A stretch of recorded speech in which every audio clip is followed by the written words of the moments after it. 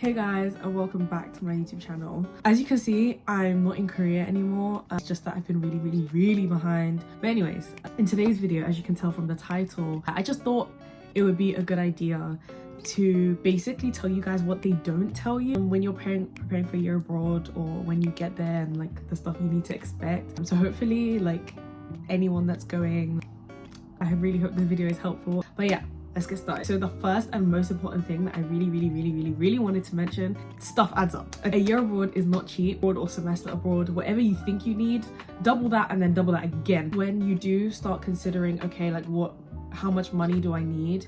Yes, you Google, okay, average amount that a student needs in this city. It's not accurate, like at all. For me personally, as much as I did try to budget and save, I did slightly underestimate like how much I'd be going out. I think what people often forget, and which I did forget when I was planning, is that you are in a whole new city, a whole new country. You do want to quickly build a social life because you only will be there for like a semester or a year. In my situation in Korea, I was there for a year, but I had a lot of other people around me that were only there for a semester. So you meet all these cool people that are only here for what, like 12 to 16 weeks, and you want to be included, you know, you want to have fun, go on, you know, be a part of these activities. So definitely take that into consideration with your budget, and you know, look at the type of person you are. Is like the type of accommodation you live in important? Traveling around Asia, is that important to you? For me personally, someone that thrives off like social interactions, making new friends, going out with people, having fun, like, you know, quality time is definitely like a way that I do like to connect with people. So I needed to have the money for all these like spontaneous trips. When people are like, oh, who wants to go to this place for 3 days, who wants to go to this place for 3 days, you want to have the money to be doing those little trips. I know a lot of people, for example, if they knew they wanted to travel around Asia, they would downsize on their accommodation and go for a slightly cheaper option, so they'd have more money to travel and still socialize. So yeah, bear that in mind. Okay, so my second point, this also kind of connects to like what I first said, but I definitely think when it comes to your social life, it is what you make of it. That's kind of just the result that I saw for myself and people around me. Of course, there are going to be like situations where you will make all this effort and nothing comes out of it, which is sad, and you know, but it does happen, it is a reality.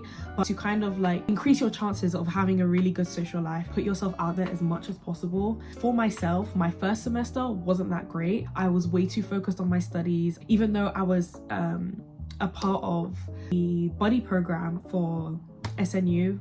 They kind of connect you with other exchange students and home students. I barely went because I was so locked in to my language study. In my second semester, I went to almost everything. I really made efforts to kind of be closer with people that I did feel like, you know, the vibes were there, like the vibes matched, and I had literally like the best time, hands down. I met so many cool people.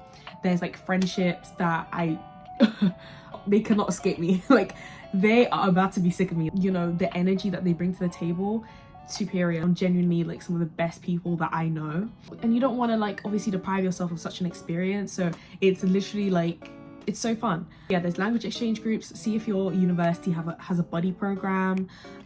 See what clubs you can join. I personally didn't join any clubs because I didn't have time. Like SNU buddy was like, that was at least 2 to 3 activities a week, and those are official activities, not to talk of like stuff you might do one-on-one. Like, you're gonna find your people and be like, I want to hang out with you on this day. So that was like at least a good 3 to 4 days a week, almost every week of my second semester, that I was doing stuff. So yeah, put yourself out there, put as much effort as you can. That's where you'll be most likely to have the best experience.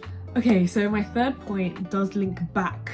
I think this also really depends on where you are. I would definitely say that knowing the local language, or at least some of it, even if it's not the language, but culture, how you interact with people, I think that's such an important thing. And I think that is very important, not only with Korea, but I think in Asia in general. I know for me, because I did have a bit of Korean language skills going on, like I have a few friends that like we just don't speak English with each other. So those are like friendships that I would never have had if I did not speak Korean. And yeah, like when you know the language, you genuinely just end up meeting people in like so many different ways, and it's so fun. But obviously with the language barrier, it's like that it really does limit your options.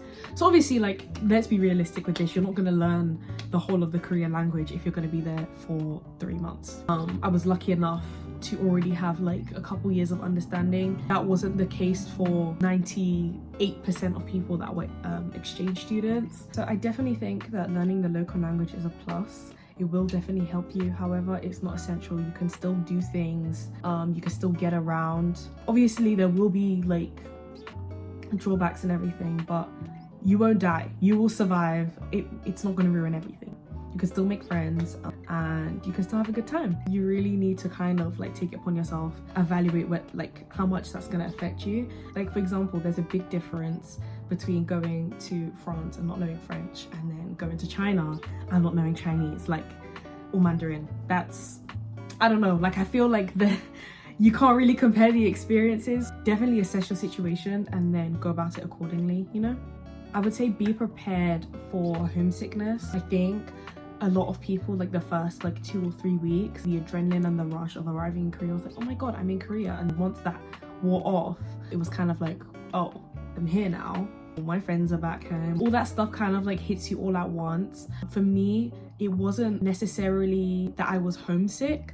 I just genuinely missed always having something to do or having a friend to see somewhere. When I go to work, I know, okay, I have friends at work. When I go to uni, I have friends there. You know, when you're used to having people around you, but then when you're in like a whole other country where you barely know anyone, which is why I like locked in on making friends. Just remember, homesickness is real. Homesickness or like feeling lonely, especially in like the first couple weeks to like first months of a semester abroad, I think it's really unavoidable, which is so annoying, but I think it's something you really need to mentally prepare yourself for. It is temporary though, but yeah. So this next thing that I want to tell you is kind of career specific, but if you are going on a study abroad anywhere, I'm hoping you do research, but please do research specifically into what you can and can't do as a resident, because I know that for Korea, you can't do anything in like the first 2 months without an ARC, which is the Alien Registration Card. If you're staying in Korea longer than 3 months, 3 months, 90 days, you need one, otherwise you're kind of illegal. Because I know for Korea, most online stores, you need a Korean bank card, or you need to verify your identity using your registration card. I know up until recently you couldn't even order like takeaway food, but I think now you can through Baemin without an account, and then you can use a foreign card. You can also order stuff on Coupang without a Korean card, but for practically anything else, you need it. You need a Korean bank card, or at least you need an ARC to confirm your identity. So yeah, keep that in mind. For people going to South Korea, you need an ARC, okay? It's not about making your life easier, you just need it. But in terms of a bank card, it will make your life so much more easier. Again, I was lucky. I did it through my university, and luckily my card lasts till like 2032.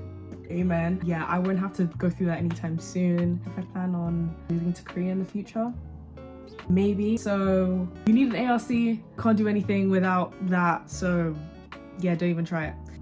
I'm just trying to think, is there anything that I forgot to mention? I don't have anything else to add, so this will be the end of the video.